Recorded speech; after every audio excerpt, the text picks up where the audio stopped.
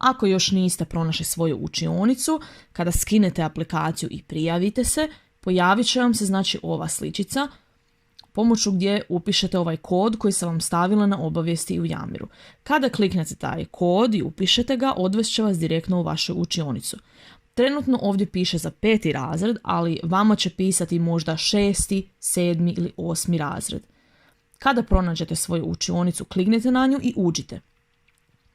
Gdje su važne objave?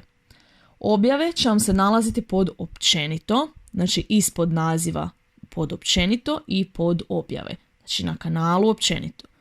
Tu vam stavljam sve važne obavijesti koje su vezane za novi zadatak, nekakve možda nove upute, pitanja i slično. Znači ovdje možete pratiti općenite upute i obavijesti koje vam vraćam svima. Tako da molim vas da pazite na te objave i što će vam pisati. Pod tim objavama možete kliknuti odgovori pa postaviti neko dodatno pitanje ili baš kao na Yamiru, znači možete lajkati ili dodati nekakav drugi komentar na tu objavu kako biste dali do znanja da ste pročitali i slično. Ispod